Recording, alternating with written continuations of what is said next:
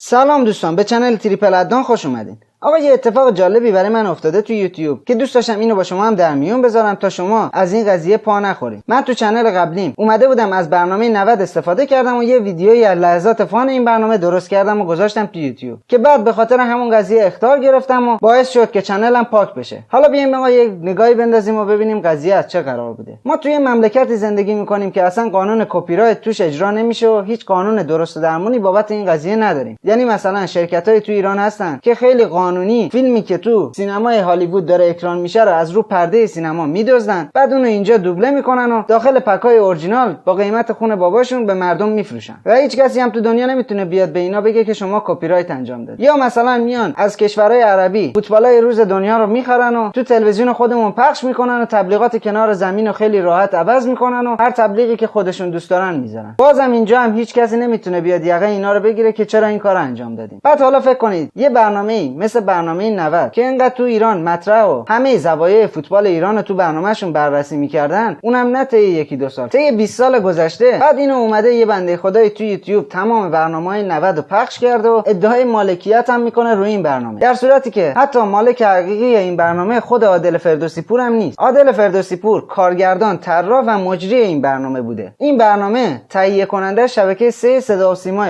یعنی اینکه هر کدوم از این دو طرف بخوان از این برنامه استفاده کنن باید رضایت طرف مقابل داشته باشن، که الان میبینیم که مثلا شبکه 3 رضایت داره، عادل فردوسی پور رضایت نداره و برنامه 90 رو کلا کنار گذاشتن و دیگه نمیتونن از اسم برنامه 90 جایی استفاده کنن. حالا فکر کنید یه نفر، یه شخص ثالثی اومده این برنامه رو تو چنل خودش پخش کرده و خودش مالک حقیقی این برنامه میدونه. حالا آقا خارج از این موضوع که آقا این دوست عزیزمون میتونست بهم تذکر بده، اخطار بده تا من اون محتوا رو از تو چنلم حذف کنم، اومده شدیدترین اخطار رو تو یوتیوب به من داد که باعث شد چنلم بسته شه. پس اگه میخواین از برنامه 90 یا برنامه‌های مشابه اون که تو شبکه‌های تلویزیونی خودمون پخش شده استفاده کنین، حتما قبلش تو یوتیوب یه سرچی بکنید ببینید چنلی هست که تمام قسمت‌های اون برنامه رو پخش کرده یا نه. اگه این کارو کرده بودن اصلا همچین ریسکی رو نکنید، چون ما ایرانی‌ها مثل خارجی‌ها نیستیم. من خودم از ویدیوی خارجی‌ها کپی رو انجام دادم که اون خارجی خیلی محترمانه ازم درخواست کرد که اون چند ثانیه رو از ویدیوم حذف کنم. منم خیلی راحت اون تیکه از ویدیومو جایگزین کردم و کپی رایت برداشته شد. ولی این دوست عزیزمون که خودش مالک حقیقی برنامه میدونه اصلا بهت اخطار نمیده و شدیدترین برخورد یوتیوب رو باید انجام میده که به خاطرش اخطار میگیری و بعد از سومین اخطارم چنلت حذف میشه. پس حواستون به این موضوع باشه و به نظر خودم این فانترین اتفاقی بوده که برای برنامه 90 افتاده. فکر میکنم اگه خود عادل فردوسی پور هم این قضیه رو بشنوه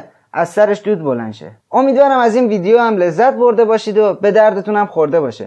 تا ویدیوهای بعدیمون، بدرود.